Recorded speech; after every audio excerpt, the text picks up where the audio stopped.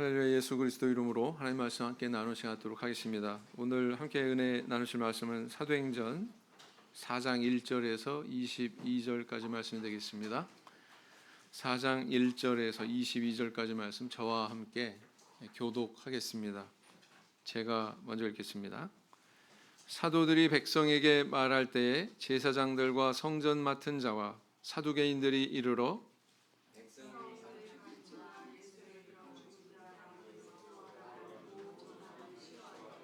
저희를 잡음에 날이 이미 저문고로 이튿날까지 가두었으나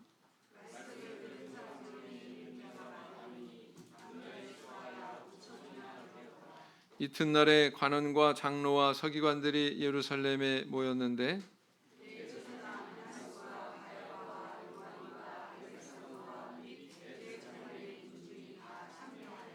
사도들을 가운데 세우고 묻되 너희가 무슨 권세와 네 이름으로 이 일을 행하였느냐?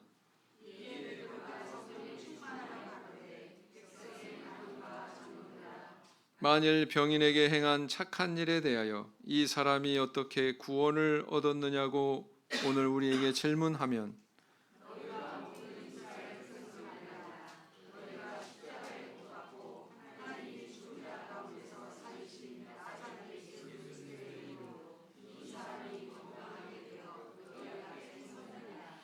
이 예수는 너희 건축자들의 버린 돌로서 집 모퉁이의 머릿돌이 되었느니라.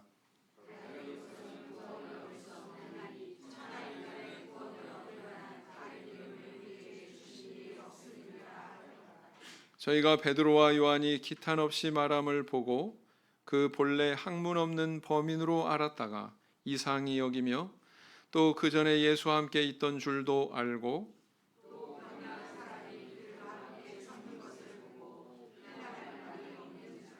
명하여 공회에서 나가라 하고 서로 의논하여 가로되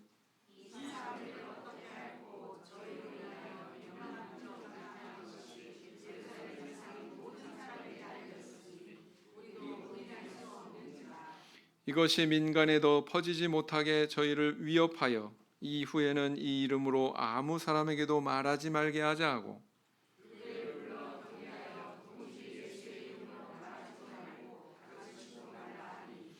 베드로와 요한이 대답하여 가로되 하나님 앞에서 너희 말 듣는 것이 하나님 말씀 듣는 것보다 옳은가 판단하라.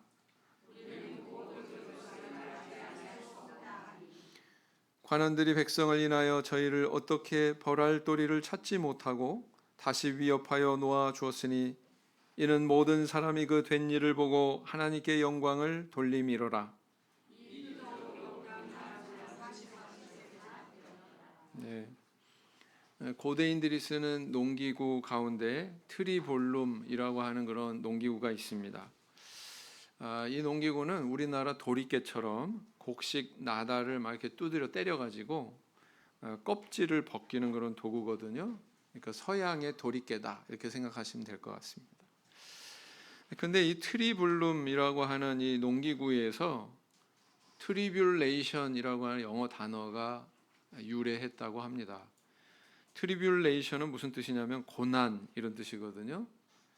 마치 그 트리블룸이라고 하는 도리깨로 막 이렇게 곡식 나다를 두드려 가지고 이렇게 때리는 것처럼 그런 아픔과 시련의 어떤 과정을 이렇게 표현하고 있다 이렇게 볼 수가 있습니다.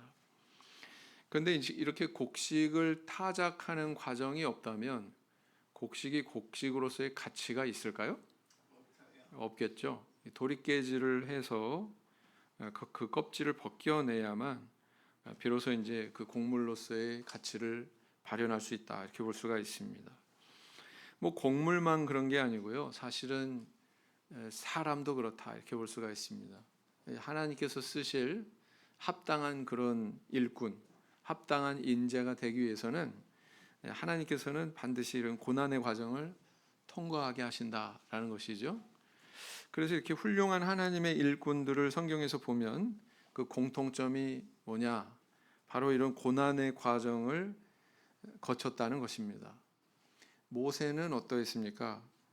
그는 애굽 황실을 떠나서 미디안 광야로 들어가 40년 동안 인고의 세월을 보내지 않습니까? 양치면서.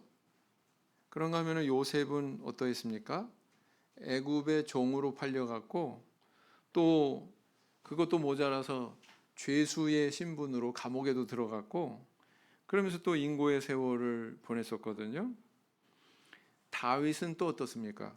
다윗은 사울의 칼날을 피해서 무려 10년 동안이나 도망자 생활을 한 그런 인물입니다.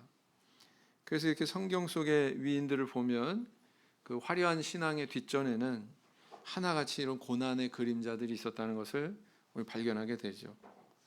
그리고 또 하나 주목되는 사실은 뭐냐면 그런 고난과 고통이 잠깐에 불과했고 그들을 결코 파멸로 이끌지 않았다는 것입니다.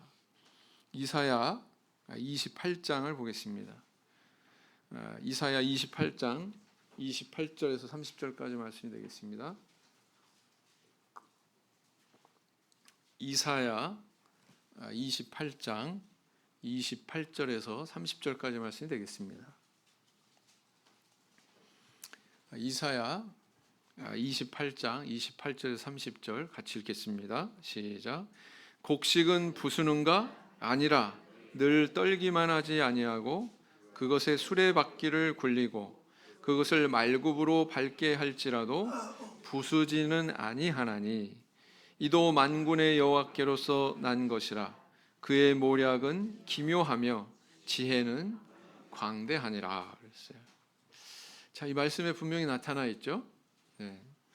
오늘날 우리에게 이 신앙 때문에 당하게 되는 그런 고난이 있습니다. 아예 신앙이 없으면 고난도 없는데 우리가 신앙의 길을 가기 때문에 감수해야 되고 통과해야 되는 그런 고난의 시간이 있다는 것이죠.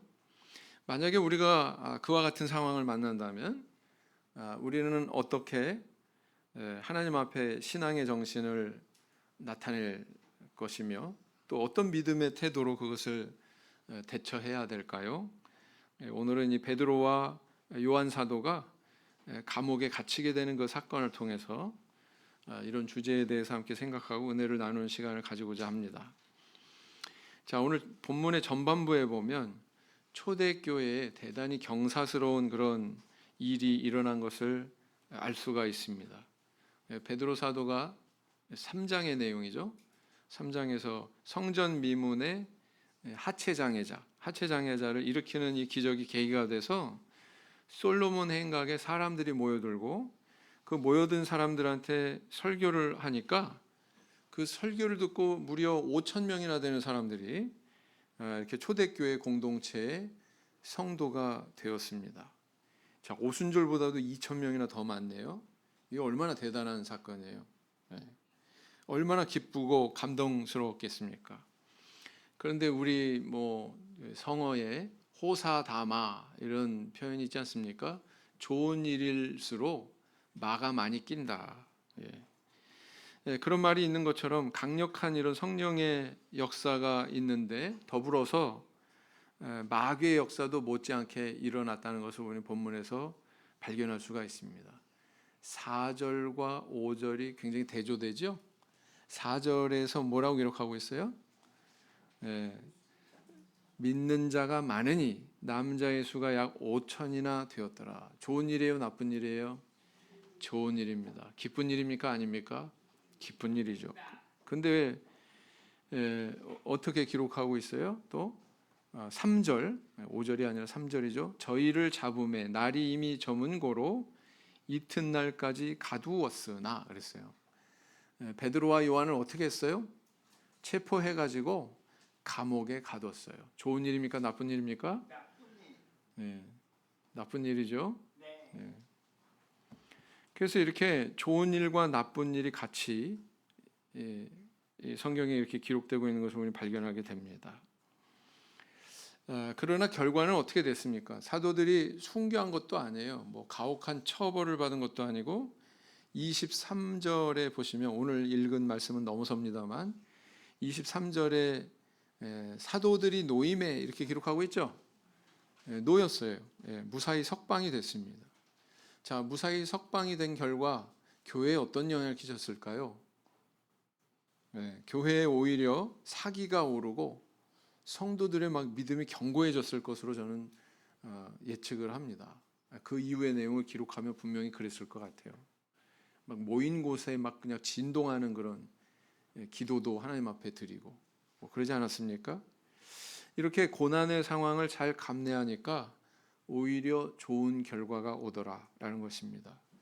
오늘날 우리 성도님들도 베드로와 요한처럼 신앙 때문에 맞이하는 그런 고난의 순간이 있다면 어떤 믿음의 길을 가야 될까요? 어떻게 그들처럼 승리할 수 있을까요? 그 비결은 바로 이겁니다. 첫째는 항상 성령의 충만함에 거해야 된다라는 것이죠. 항상 성령의 충만함에 거해야 된다. 이게 비결입니다. 다시 이제 본문으로 돌아가셔서 6절에서 8절을 보시면 이렇게 기록하고 있습니다.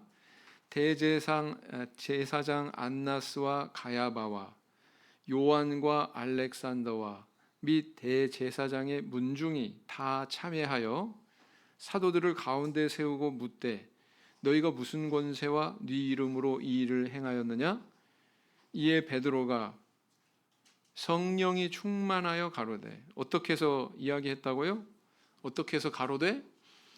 성령이 충만하여 가로되 백성의 관원과 장로들아, 이렇게 기록을 하고 있습니다. 자, 6절에 보니까 사람들을 세세하게 이름을 거명을 하고 있어요. 대제사장 안나스와 가야바, 이 누구예요? 누굽니까? 예수님을 십자가로 내몬 장본인들이죠. 네.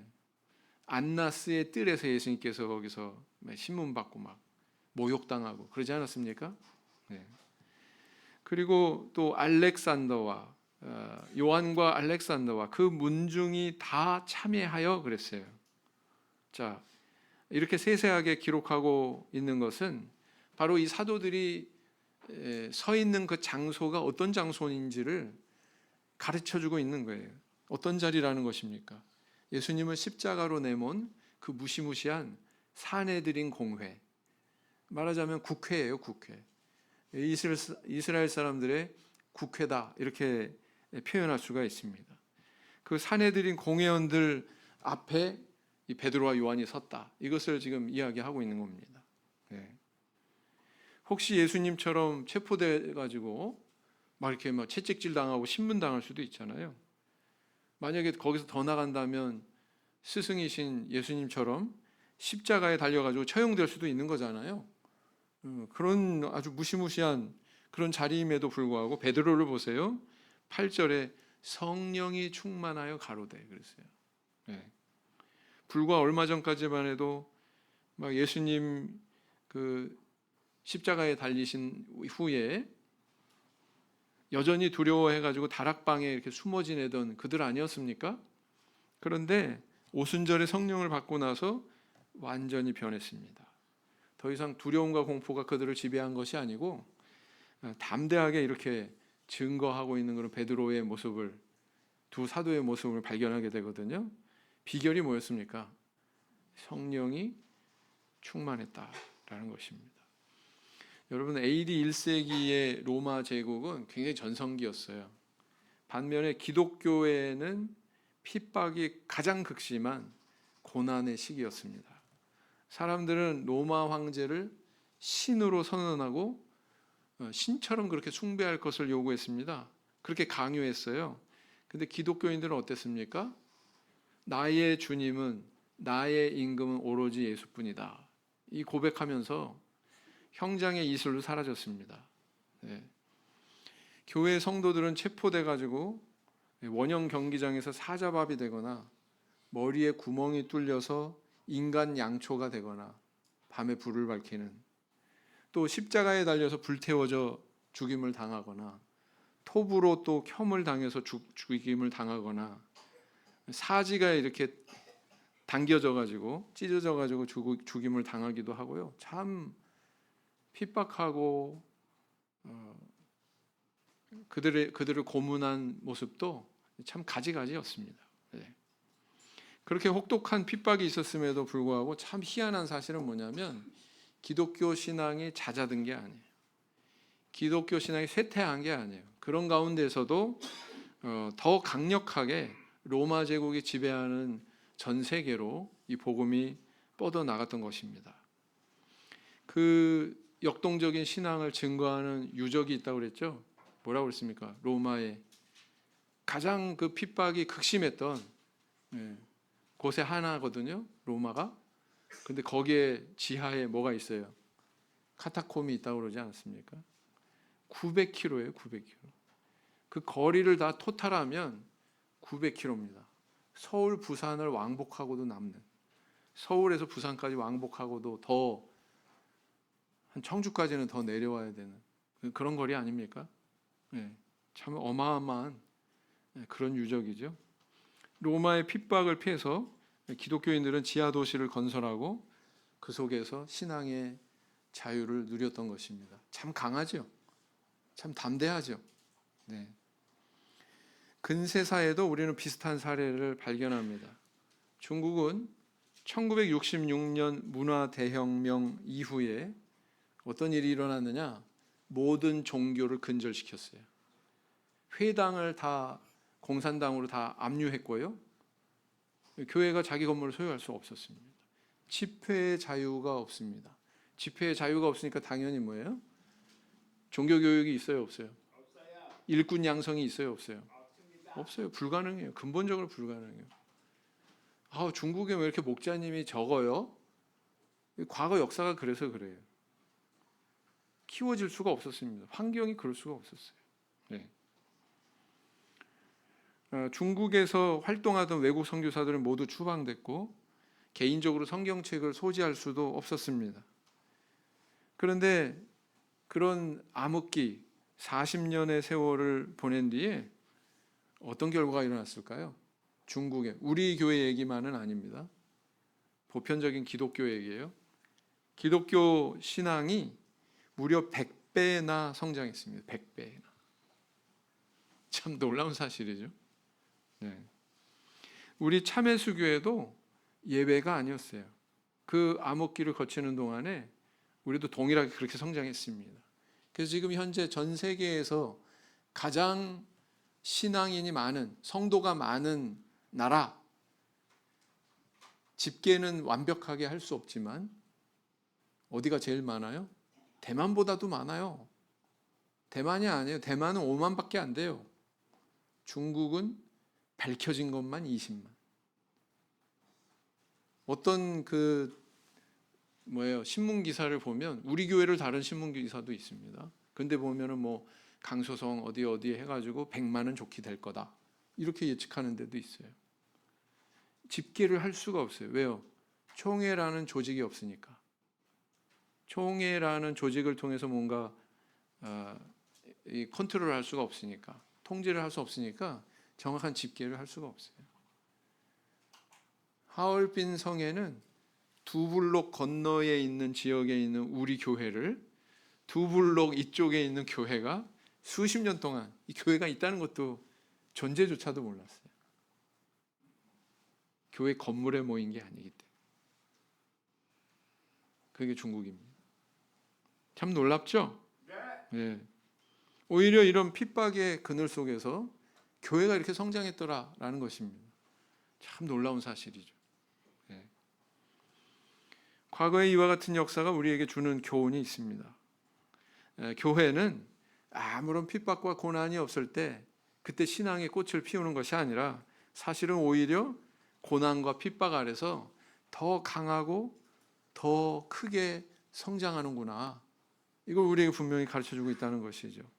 자, 그 비결이 뭘까요?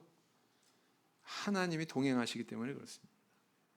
하나님의 뜻이 여기 함께하기 때문에 그런 거예요. 그 하나님의 뜻과 하나님의 동행하심을 붙드는 게 뭐예요? 우리가 붙드는 그 노력이 뭐예요? 그게 성령 충만이. 그게 성령 충만입니다. 베드로도 제자들도 오순절 성령 받는 체험 뒤에 바로 이런 사자 같은 그런 용감한 증인이 되었거든요.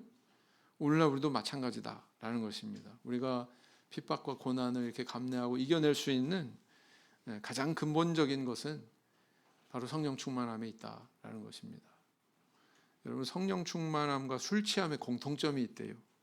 뭘까요? 첫째, 흥분해서 말수가 는다. 둘째, 눈에 뵈는 게 없이 용감해진다. 셋째, 중독된다. 넷째, 혀꼬부라진 소리를 낸다. 다섯째, 심하게 맞아도 고통과 아픔을 느끼지 못한다. 음주하신 분만 좀 동감이 들. 평소 건강한 체질의 사람은 병에 잘 걸리지 않죠. 혹시 병에 걸리더라도 아주 신속하게 이렇게 회복합니다. 이것은 평소 그만큼 건강 관리하기 때문에 그 결과로 주어지는 유익이죠. 그런 것처럼 평소 우리가 성령의 충만함을 유지하게 되면 이런 고난과 핍박이 오더라도 그게 시험거리가 되지 않아요. 그것으로 인해서 넘어지지 않습니다. 그것으로 인해서 영적인 질병에 걸리지 않는다라는 것입니다. 오히려 그 계기를 통해서 면역력이 증가하고, 영적인 면역력도 있어요, 없어요? 영적인 면역력도 있어요. 그까지 고난, 그까지 어려움, 과거에 내가 이런 것도 감내했는데 이게 된단 말이에요. 이게 된다는 것입니다. 오히려 그런 핍박과 어려움 속에서 더욱더 크게 신앙이 성장할 수 있는 저 우리 성도님들 되길 원합니다. 자, 그 다음에 두 번째는 뭐냐면 내 선행에 대해서 좋은 결과를 확신할 수 있어야 된다라는 걸 우리에게 교훈하고 있습니다. 내 선행에 대해서 좋은 결과가 있을 거다. 여기에 대해서 확신할 줄 알아야 된다라는 것입니다. 4장 9절에 보시면 뭐라고 기록하고 있어요? 만일 병인에게 행한 착한 일에 대하여 이 사람이 어떻게 구원을 얻었느냐고 오늘 우리에게 질문하면, 이렇게 돼 있죠. 베드로 사도가 설교를 하는데 9절에 뭐라고 기록을 하고 있습니까? 만일 병인에게 행한 착한 일에 대하여, 이렇게 표현을 하고 있어요. 착한 일, 이 하체장애자 일으킨 것을 스스로 착한 일, 이렇게 표현하고 있습니다. 이 일종의 시위의 뉘앙스가 있는 거예요. 착한 일 했는데 왜 우리를 가두고 핍박하냐? 너의 행동이 정당하지 못하다.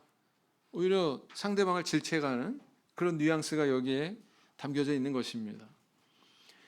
우리가 사는 세상은요, 때로 정당하지 못한 결과를 우리에게 안겨주는 때가 있습니다. 내가 선행했다고 항상 세상으로부터 칭찬받고 인정받고 박수받고, 결코 그렇지 않습니다. 항상 나에게 선이 돌아오지 않아요. 오히려 모욕과 핍박이 오는 경우가 있습니다. 내가 잘못된 게 아니라 오히려 세상이 잘못됐기 때문에. 그런 경우 있어요, 없어요?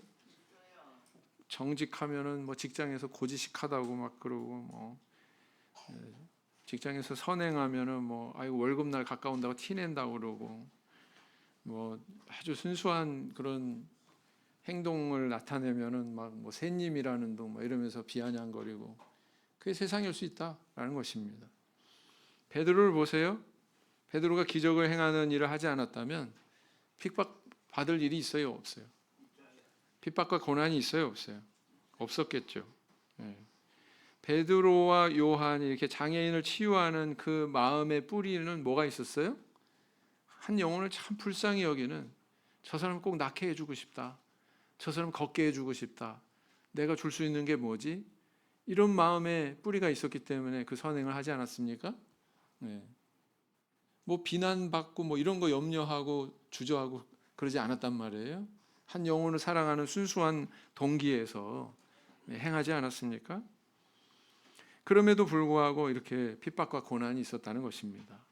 이것이 바로 신앙의 길을 가는 자가 감내해야 되는 필연적인 고난이다. 고난은 필연이다 라는 것입니다. 성도는 결코 핍박 때문에, 고난 때문에 말씀대로 사는 것을 포기할 수 없습니다. 성도는 결코 핍박과 고난 때문에 선을 행하고 정직히 행하는 것을 외면할 수가 없지요. 오히려 말씀대로 살고 선행하고 정직히 행하는 그것으로 고난받는다면 그것을 기꺼이 우리는 감내해야 된다라는 것입니다. 어떤 형제가 친구를 전도했어요. 근데 이 친구를 전도하는 것 때문에 이 형제가 핍박을 받았습니다.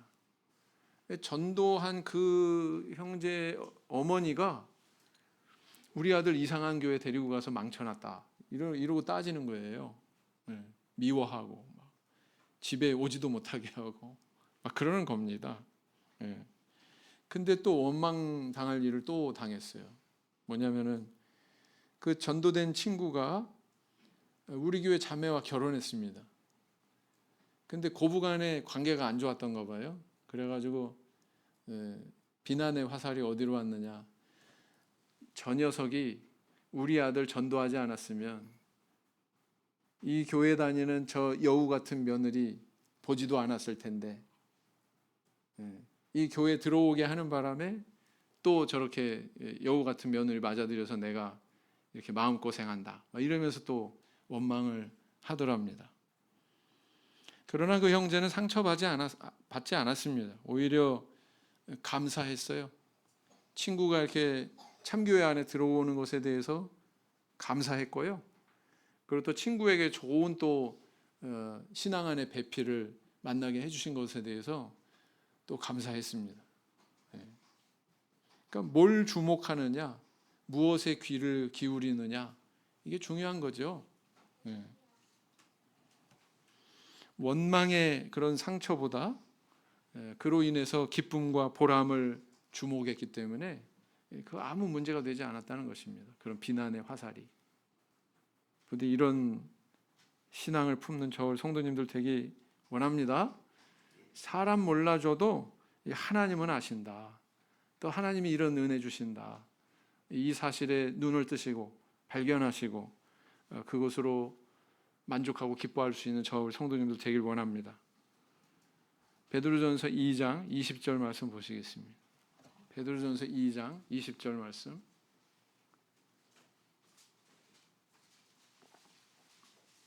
베드로전서 2장 20절.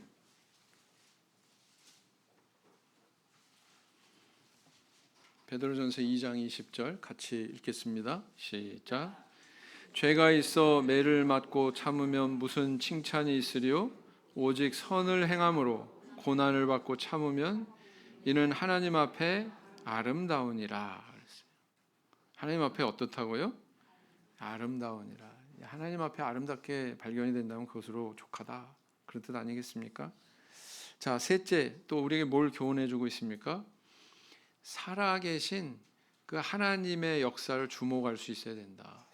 살아계신 하나님의 역사를 발견할 수 있어야 된다라는 것입니다. 본문 말씀으로 돌아가셔서 4장 10절을 보시면 너희와 모든 이스라엘 백성들은 알라.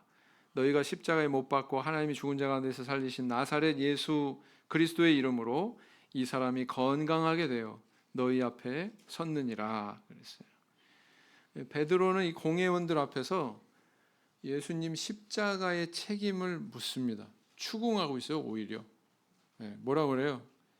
당신들이 예수 십자가 사건의 책임자들이다. 너희가 십자가에 못 박고 이렇게 표현하고 있잖아요. 와, 베드로가 담대해도 너무 담대했죠. 이 표현은 이게 처음이 아니죠. 오순절날 모여든 군중들을 향해서도 너희가 십자가에 못 박고 이렇게 표현하지 않았습니까? 근데 한술 더 떠요. 사내들인 공회 앞에서 너희가 십자가에 못 박고 이렇게 표현하고 있다는 것입니다. 이처럼 베드로는 대상이 누구건 이 그리스도에 대해서 진실을 말하고 있어요. 그리스도에 대해서 일어난 일에 대해 진실을 말하고 있습니다. 이렇게 증거하는 일을 멈추지 않습니다. 왜냐하면은 지금 현재 눈앞에 목격이 된 그런 성령의 역사가 너무나도 큰 거죠. 너무나도 뚜렷한 거죠. 어떻게 40여 세나 되었다고 그랬는데 이때 나면서부터 불구였던 장애를 안고 있었던 이 사람이 이렇게 걸을 수 있냔 말이에요. 그죠? 이 명확한 사실 앞에서 우리는 보고 들은 것을 증거하지 않을 수 없다. 뭐 이렇게 베드로와 요한이 이야기하고 있다는 것입니다. 이 뚜렷한 증거 앞에서는 사내들인 공의 위협 정도는 뭐 저거는 뭐 찻잔 속의 태풍이지 뭐 이렇게 생각한 거죠. 그죠? 하나님의 크신 능력을 주목을 하니까 그게 발견이 되니까 그거 이외에 다른 핍박과 고난의 목소리는 대단한 것이 아니었다는 것입니다. 아주 작은 것이었다라는 것입니다. 베드로와 요한이 또 말합니다. 하나님 앞에서 너희 말 듣는 것이 하나님 말씀 듣는 것보다 옳은가 판단하라. 어떤 말씀이 더 크다는 거예요? 하나님 말씀이 더 크다는 것입니다. 그들의 양심을 찌르고 있습니다. 그래서 이렇게 핍박과 고난을 경험했던 베드로 사도는 나중에 자신의 서신서에서 고난에 대해서 이렇게 말하고 있습니다. 베드로전서 4장 12절 13절을 보시겠습니다. 베드로전서 4장 12절 13절 뭐라고 기록하고 있어요? 베드로전서 4장 12절 13절 베드로전서 4장 12절 13절 같이 읽겠습니다. 시작. 사랑하는 자들아 너희를 시련하려고 오는 불시험을 이상한 일 당하는 것 같이 이상히 여기지 말고 오직 너희가 그리스도의 고난에 참여하는 것으로 즐거워하라. 이는 그의 영광을 나타내실 때에 너희로 즐거워하고 기뻐하게 하려 함이라. 우리가 이렇게 즐거워하고 기뻐할 이유가 뭐가 있어요? 그 핍박과 고난을 통해서 유유히 이루어지고 있는 하나님의 섭리와 역사가 있기 때문에 그렇습니다. 그래서 그것을 볼 줄 아는 사람은, 그것을 다른 무엇보다도 크게 발견할 줄 아는 사람은 결코 흔들리지 않습니다. 이런 간증이 있어요. 불신자 남편을 가진 우리 교회 자매님이 있었습니다. 남편은 못 말리는 알코올 중독자로 새벽 3시 이전에 집에 들어와 본 적이 손으로 꼽는 그런 인물이었습니다. 그게 얼마나 힘들었을까요? 그래서 이 자매님은 항상 아팠어요.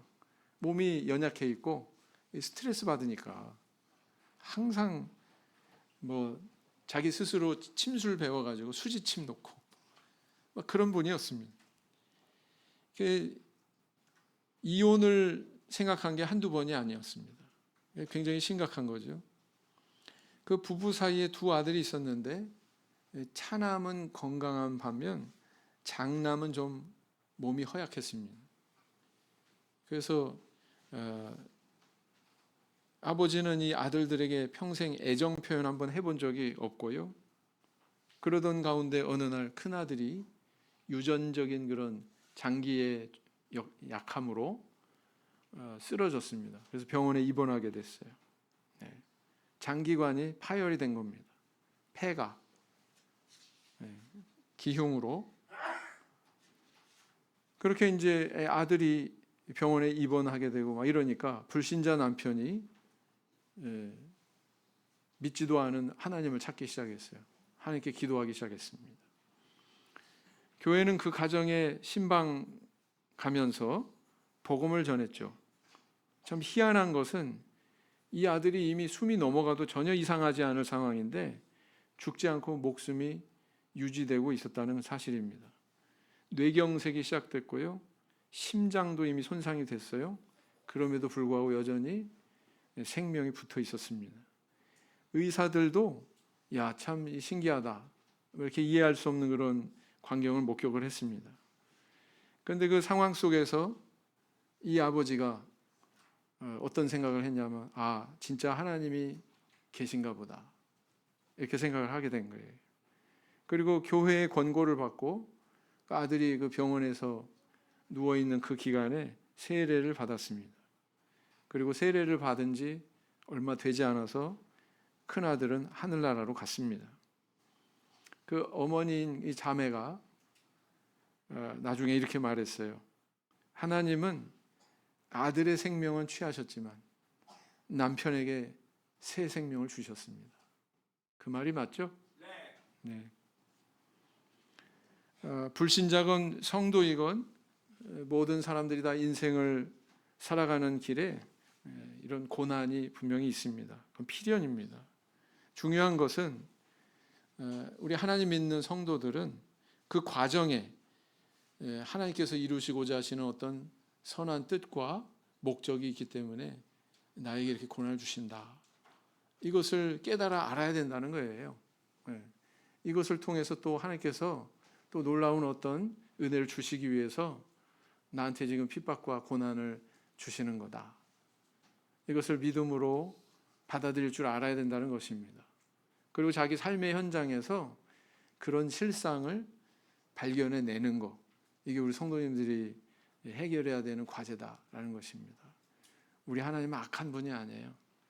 우리를 도리깨로 내려치듯이, 때로는 우리에게 모난 부분을 깎아내려고 하듯이, 곡식의 껍질을 제거하려고 하듯이 그렇게 대하시는 순간이 있습니다. 그러나 우리는 영원한 절망으로, 멸망으로, 나락으로까지 그렇게 주저앉게 하지는 않으신다는 거예요. 거기에 우리 하나님의 뜻이 있습니다. 우리 하나님은 선하신 분이죠. 그 선하신 분이기 때문에 그 선하신 뜻을 이루기 위해서 우리를 때로는 그렇게 아프게 하실 수 있다라는 것입니다. 사도교회에 이렇게 베드로와 요한이 감내해야만 됐던 이런 핍박과 고난의 상황, 그것에 담겨져 있는 의미, 그리고 또 그것으로 인해서 안게 된 결과를 분명히 목도하시고 나의 삶에 응용해 나가시는 저 우리 성도님들 되길 예수님 이름으로 기원드립니다. 묵상기도 하시겠습니다.